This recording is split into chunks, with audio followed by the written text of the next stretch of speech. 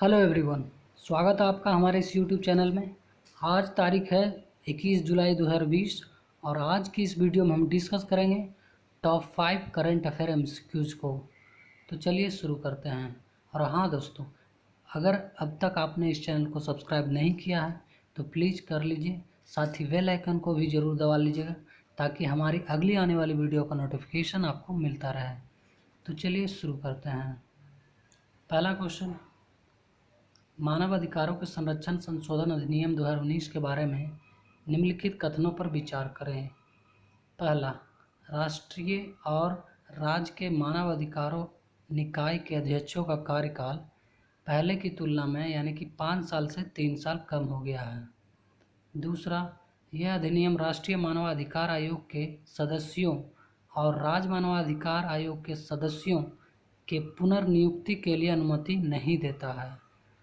तीसरा, एक व्यक्ति जो मुख्य न्यायाधीश या उच्च न्यायालय के न्यायाधीश राज्य मानवाधिकार आयोग के अध्यक्ष होगा।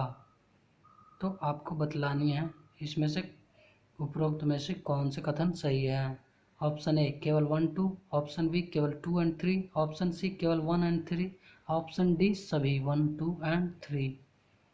सो इसका राइट आंसर है ऑप्शन सी 1 एंड 3। जी हाँ दोस्तों, राष्ट्रीय और राज्य दोनों जो ह्यूमन राइट कमीशन बॉडीज़ हैं उनके अध्यक्षों का कार्यकाल जो है वो 5 साल से 3 साल कर दिया गया है। ठीक है, तो यानी कि हमारा जो पहला जो स्टेटमेंट है वो सही है। नेक्स्ट, दूसरा स्टेटमेंट गलत है। क्यों? क्योंकि यह स्टेटमेंट कह रहा है कि पुनर्नियुक्ति के लिए अनुमति नहीं देता है, जबकि इसमें यह प्रावधान किया गया है कि जो नेशनल और स्टेट वाले जो ह्यूमन राइट कमीशन हैं उनके सदस्यों को रीअपॉइंट किया जा सकता, पुनर्नियुक्ति किया जा सकता है। ओके, तो दूसरा स्टेटमेंट गलत है। तीसरा स्टेटमेंट जो कि सही है, यह बोलता मुख्य न्यायाधीश या फिर उच्च न्यायालय के न्यायाधीश राज्य मानवाधिकार आयोग के अध्यक्ष हुए। यानी कि अगर बोला जाए स्टेट जो है स्टेट ह्यूमन राइट कमीशन, उसके चेयरपर्सन कौन होंगे? तो हाई कोर्ट के या तो जज हो सकते हैं या फिर उसके सीजेआई हो सकते हैं, मतलब हाई कोर्ट के, ठीक है, स्टेट हाई कोर्ट के चीफ जस्टिस मुख्य न्यायाधीश हो सकते हैं इसके अध्यक्ष। ओके, नेक्स्ट क्वेश्चन है, ट्रांसजेंडर व्यक्तियों अधिकारों की सुरक्षा अधिनियम 2019 के बारे में निम्नलिखित कथनों पर विचार करें।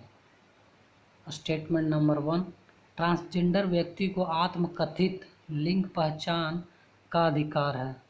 स्टेटमेंट नंबर 2, यह शैक्षणिक प्रतिष्ठानों, रोजगार, स्वास्थ्य सेवाओं में अस्वीकार या अनुचित उपचार सहित ग्राउंड पर ट्रांसजेंडर व्यक्ति के खिलाफ भेदभाव पर प्रतिबंध लगाता है। स्टेटमेंट नंबर 3, ट्रांसजेंडर व्यक्ति को घर में रहने का अधिकार है जहां माता पिता या तात्कालिक परिवार के सदस्य रहते हों। उपरोक्त में से कौन से कथन सही है? Option A 1 2, option B 2 3, option C 1 3, option D सभी 1 2 एंड 3। सो इसका राइट आंसर है ऑप्शन डी। ओके, सभी सही है। तो ट्रांसजेंडर व्यक्ति जो हैं वो आत्मकथित रूप से अपना पहचान का अधिकार है, यानी कि वो अपनी आइडेंटिटी बतलाने का अधिकार है उनके पास। ये फंडामेंटल राइट है उनके पास कि वो अपनी आइडेंटिटी को बतलाएं कि हमारा लिंग क्या है। ठीक है, तो इस तरह ये उनको अधिकार है। दूसरी बात कि ये जो, हालांकि आत्मकथित लिंग पहचान का अधिकार तो है इन व्यक्तियों को, लेकिन जो सर्टिफिकेट देंगे वो एक मजिस्ट्रेट देगा।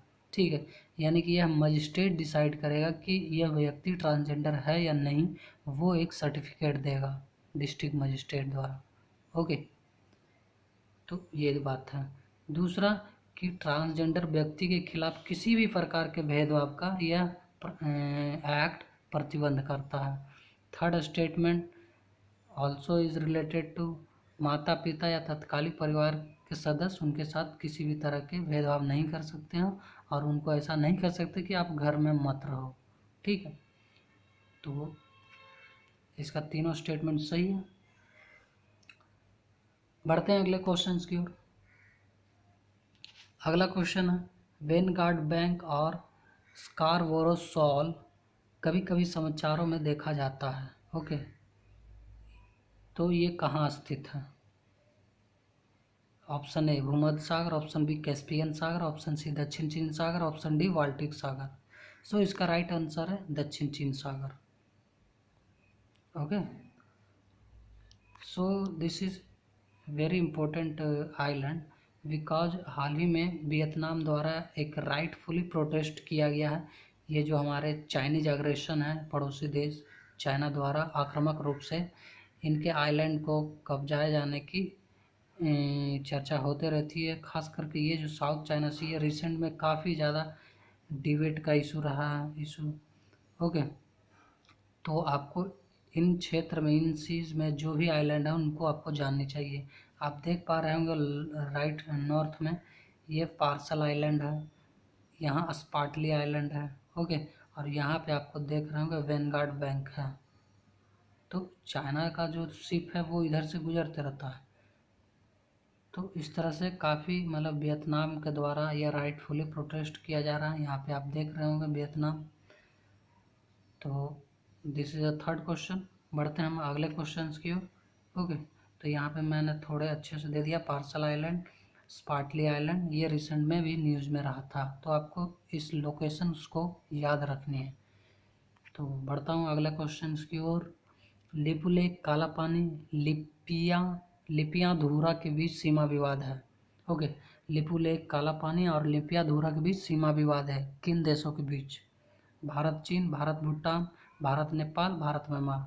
सो इसका राइट आंसर है ऑप्शन सी। ओके, यानी भारत और नेपाल के बीच। तो आपको याद ही, रिसेंट में आप न्यूज़ देख ही रहे होंगे।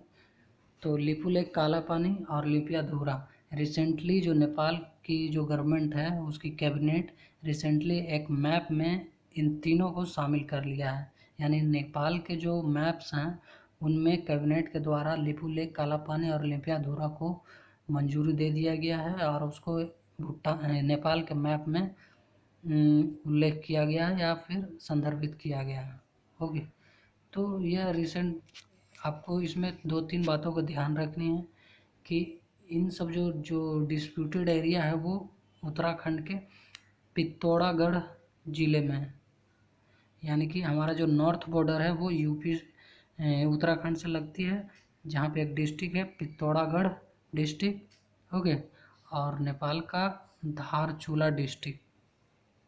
ओके, और ये भी 1816 की सुगौली संधि जो है वो इससे रिलेटेड है। ये नेपाल और ब्रिटिश भारत सरकार के बीच समझौता हुआ था, हस्ताक्षर हुए थे। तो ये भी 1816 की जो सुगौली संधि है वो इससे रिलेटेड है। तो याद रखिएगा सुगौली संधि के बारे में। और आप अगर मैप पे देखना चाहें तो ये जो है आपका ये लिपियाधुरा पास है, ये पूरा लिपियाधुरा है और यहाँ पे काला पानी है। ठीक है, ये काला पानी, ये देखिए महाकाली रिवर इधर से बह रही है एंड लिपु लेक पास आपको इधर दिखेंगे। तो आप एक सीक्वेंस में याद रख सकते हैं। आपको क्वेश्चन किसी भी तरह से पूछे जा सकते हैं। मान लीजिए इस तरह से एक सीरीज दे दिया कि वेस्ट टू ईस्ट आप सजाइए, तो वेस्ट में लिपियाधुरा, उसके बाद काला पानी, उसके बाद लिपु लेक पास। ओके, और ये जो एरिया है नेपाल क्लेम कर रहा है। ये देखिए हमारा उत्तराखंड है, ये भारत का एरिया, और यहाँ से काला पानी बह रही है और यहीं पे डिबेट है। चूँकि नदी का मार्ग तो हमेशा बदलते रहता है, तो कुछ एरिया इधर घसक जाता है, कभी इधर घसक जाता है, तो इसलिए यह रिसेंट में डिबेट का कारण रहा है। ओके, पढ़ते हैं हम अगले क्वेश्चन की ओर। अगला क्वेश्चन है और लास्ट क्वेश्चन है, ट्रांसजेनिक फसल के संबंध में निम्नलिखित कथनों पर विचार करें। फर्स्ट स्टेटमेंट, भारत में बीटी कपास व्यावसायिक खेती के लिए इस्तेमाल की जाने वाली पहली ट्रांसजेनिक फसल थी। ट्रांसजेनिक फसलें अधिक जहरीली होती हैं, पर्यावरण में हमेशा प्रसार करती है। स्टेटमेंट नंबर 3, भारत में ट्रांसजेनिक फसलों को पर्यावरण संरक्षण अधिनियम 1986 और बीज नीति 2002 के तहत विनियमित यानी रेगुलेट किया जाता है। आपको बतलाने उपरोक्त में से कौन से कथन सही है। Option A 1 2, option B 2 3, option C 1 3, option D सभी 1 2 एंड 3। सो इसका राइट आंसर है ऑप्शन सी 1 एंड 3, 1 एंड 3। तो वीटी कपास जो है वो पहली व्यावसायिक खेती के लिए इस्तेमाल की जाने वाली ट्रांसजेनिक फसल है। एंड तीसरा कि इसे रेगुलेट किया जाता है 1986 के पर्यावरण संरक्षण अधिनियम के द्वारा, और 2002 के बीज नीति के द्वारा इसे रेगुलेट किया जाता है। ओके, और ये हमेशा प्रसार करती है पर्यावरण में जहरीली, मतलब ट्रांसजेनिक फसलें अधिक जहरीली होती है और पर्यावरण में हमेशा प्रसार करती है, ऐसी कोई बात नहीं है। अगर ऐसी बात रहती तो सरकार कब का इस पर बैन लगा देती। ओके, तो जहरीली तो होती है लेकिन ये हमेशा पर्यावरण में प्रसार करती है, ऐसी कोई बात नहीं। कभी कभी ज़्यादा वैसी सिचुएशन हो जाए तो एक अलग कंडीशन हो सकती है, लेकिन ऐसा नहीं है कि मतलब जहरीली हवाएं हमेशा बहती रहती है पर्यावरण में या प्रसार होती रहती है। ओके, तो this is the last question. I hope कि ये पांचों क्वेश्चन आपको अच्छे लगे होंगे। अगर अच्छा लगा तो प्लीज़ सब्सक्राइब करिए इस चैनल को और ज़्यादा से ज़्यादा अपने दोस्तों के साथ शेयर करिए। थैंक यू दोस्तों, have a nice day, bye bye. मिलते हैं हम अगले वीडियो के साथ, तब तक के लिए पढ़ते रहिए।